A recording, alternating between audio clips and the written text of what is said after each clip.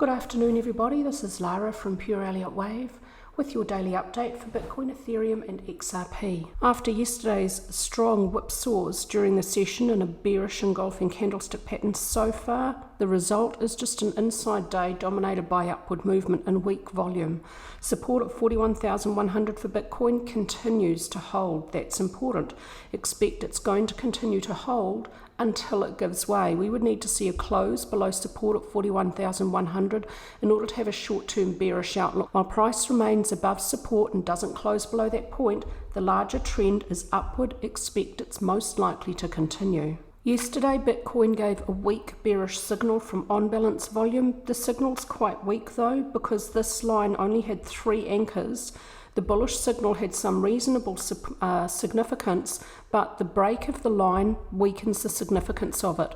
Another break below, further weakness. So it's a very weak bearish signal. ADX is declining. There's no clear trend. The DX lines are whipsawing. The Elliott Wave count for Ethereum is now problematic, so I'm going to redo this Elliott Wave count. The problem here is that if minute 2 is a flat correction, subdividing 3, 3, 5. Minuet C has to be a 5-wave structure, so you have to count it 1, 2, 3, 4, 5. And so far today, 4 is in what would be wave 1 price territory, so that's invalid. And so I'm going to revert to seeing minute wave 2 as a double combination, and this actually has a pretty good fit. The first structure in the double, minuet wave W, is a zigzag A, B, C. The double is joined by a deep, time-consuming 3 in the opposite direction, labelled X. X waves and combinations are commonly deep and time-consuming. The second structure in the double could be a regular flat, A, B, C. B has met and passed the minimum required 90% correction of A and 92.3 for an arithmetic calculation. So it's met that minimum requirement, which should be an arithmetic calculation. We shouldn't be applying a log function to that. So what that means now for Ethereum is there is a complete corrective Elliott Wave structure. So if we see a new high again above 2403.29, then minute wave 3 will have met a core Elliott Wave rule. It must move beyond the end of 1. At that stage, I'd have enough confidence that minute wave 2 would be over to pull the invalidation point up to 2092.33. While price hasn't moved beyond the end of 1, above 2403.29, I will allow for the possibility minute wave 2 could continue sideways, and I might still have to relabel it. Now someone's made a comment that I'm flip-flopping with my wave counts.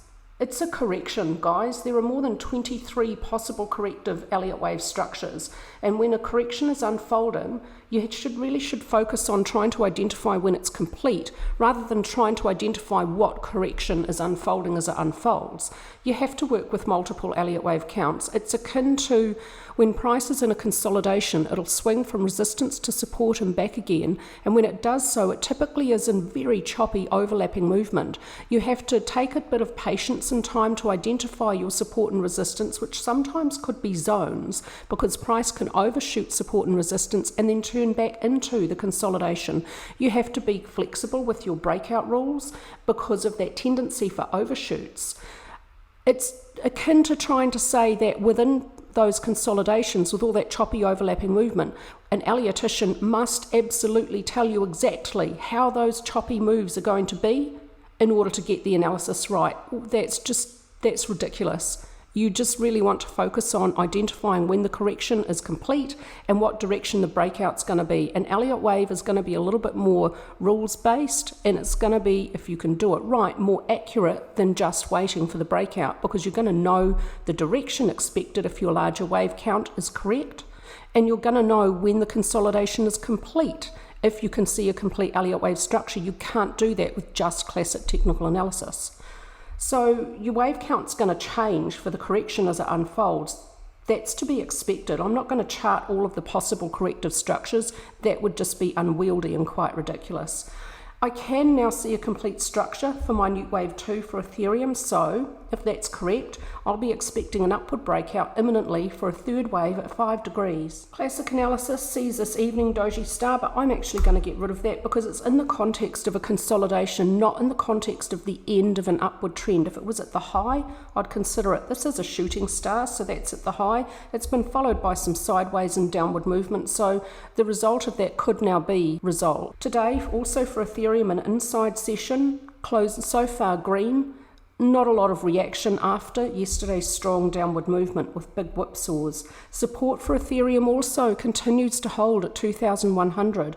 It's previously been really strong resistance. The support has been tested multiple times. Every time support or resistance is tested, it's strengthened. So support at 2,100 for Ethereum is now really strong. Expect it's going to continue to hold unless it gives way. And if it gives way, next support at 1,880. But it's more likely than not, by a fairly decent margin now, that support at 2,100 is going to hold. Next test of resistance at 2,400. If price can close above that, I'll expect energy to be released to the upside. An increase in volume yesterday for Ethereum, and this works for Bitcoin as well. This can be seen either during a strong downward movement or at the end of a strong downward movement, and it's impossible to tell which of the two scenarios is playing out here. It's been followed so far by a green inside day, so it doesn't really look like we're going to get much more downward movement, especially as support at 2,100 is so strong. A weak bearish signal yesterday from on-balance volume, that could have been played out with yesterday's downward movement now. It may not be indicating a break of support, in other words. ADX is flat, indicating no clear trend for Ethereum either. This was my main wave count yesterday for XRP, but there's a problem with it. From this high to this low, someone's made a comment. The C wave, I had this over here with C complete possibly at yesterday's low for XRP. He said it subdivides as a 3, not a 5. I looked on the hourly chart. I had expected there would be a brief shallow fourth wave in here, and there just isn't. So he's absolutely right. It's a 3, not a 5. So I'd have to label this 1, 2, 3, 4, 5. 4 may not move into wave 1 price territory above 0.6125. So that's the price point at which this wave count would be invalidated. This wave count would expect 5 to move at least slightly below the end of 3 at 0.4962. But I think, considering the strength of support about 55 cents, which was unable to be closed below in yesterday's strong session, is probably meaning this wave count has a really low probability. So I deleted everything here within minor 2, and this is what I came up with. It could actually be a complete zigzag, and this really has a really neat fit. Minute A, a leading contracting diagonal, meets all Elliott Wave rules for the structure regarding wavelengths, and the trend lines are converging, which is necessary for a contracting diagonal. Minute Wave B is a regular contracting triangle. That's the most common type of triangle, and has a test of the BD trend line, and the E wave ends short of the AC trend line. This is a really typical looking Elliott Wave triangle. And now C is a complete short, sharp downward movement. C is a little bit shorter than A by about 20%. There's no Fibonacci ratio between them, but the structure is complete, and this bullish long lower wick strongly suggests that downward movement is quite likely to be over there. So now for XRP, my wave count expects a third wave at minor, intermediate, primary, and cycle degrees is in its first day. So this is a very, very bullish wave count. If my targets are going to be wrong, they might not be high enough. I often say in my videos, none of this technical analysis works 100% all of the time. None of it's guaranteed. We're dealing with a balance of probabilities. And if there was something that did work 100% all of the time, we'd all be very, very wealthy. That's the holy grail of technical and fundamental analysis. This is a really extraordinary comment. Therefore, do you know what does work 100% of the time? Scale out the 26 MA touches the pullback support. That's your correct time frame. It's a rather vague comment, and I'm going to have to make some assumptions to have a look at what I think this person means. If you could please answer my question underneath your comment, that'd be great, and then I can have a good look at what you mean. I'm going to assume 26 MA refers to a 26 period moving average, and I'm going to use simple moving average and exponential moving average because this comment doesn't say which. Touches pullback support, I'll expect we're looking for the moving average to touch support for price, so it's providing support. That's your correct time frame. So I'm going to assume they're talking about time frames. So let's start on the quarterly with XRP. The red is a 26 exponential moving average. The yellow line is a 26 simple moving average. Pretty obviously, neither of them are showing where price is finding support. No, there's no full quarterly candlesticks below it, but they all where there is support, they're all just not working. Move to the monthly. For the entire price history of XRP, this doesn't work either. At the monthly time frame, these are really obviously not showing where price is finding support. Let's try bi-weekly. Okay, so bi-weekly really obviously doesn't work either. You've got many fortnight candlesticks well below support of these moving averages. It just doesn't work. For the entire price history of XRP, not a lot left off to the left of the chart. It doesn't work here either. You've got multiple weekly candlesticks fully below these moving averages. They're not showing us where price is finding support. They're bisecting price. It's not working at the daily either. We've got many, many days below these two moving averages. This is not showing us where price is finding support. It doesn't work at the 6 hourly either. Multiple candlesticks below. It doesn't work at the 2 hourly either. Multiple candlesticks fully below. It doesn't work at the hourly either. Multiple candlesticks fully below. It's more like a midline really of where price is going. It doesn't work at the 45 minute, the 30 minute, the 20 minute, the 15 minute, the 10 minute, the 5 minute, or the 1 minute. I've just gone through all of these different time frames. These moving averages are not showing where price is finding support.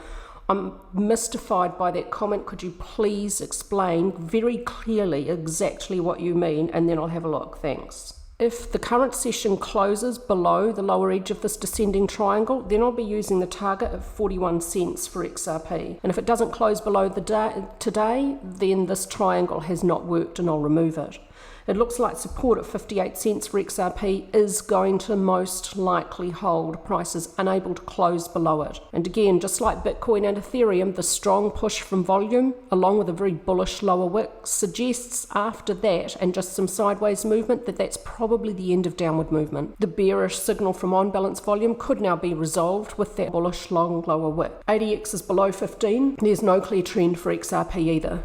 And that's the end today for my update for you, and I look forward to speaking to you tomorrow, and keep coming at me with those comments and ideas of things for me to cover. I'll have another vote, probably try and get that organised today for extra free analysis. People keep asking me to analyse other markets. I don't think you realise how much time is involved in that. If I fulfilled each request, I'd probably be working 15-hour days doing nothing but that. It's at least a couple of hours for me to have a good look and get a proper analysis of a market. So I'm going to be democratic and have a vote, and the top 2 or 3 vote winners are what I will provide for you. So if you really want analysis of something, get onto social media and drum up some support and get a bunch of votes, because I'm not going to take notice of multiple votes. I can see when you do that. People keep doing it, and I'm going to discount those votes. So you need lots of different people from all over the world to vote for your favourite. So that's how you get me to do that free stuff for you. Thanks so much, everybody, for your time.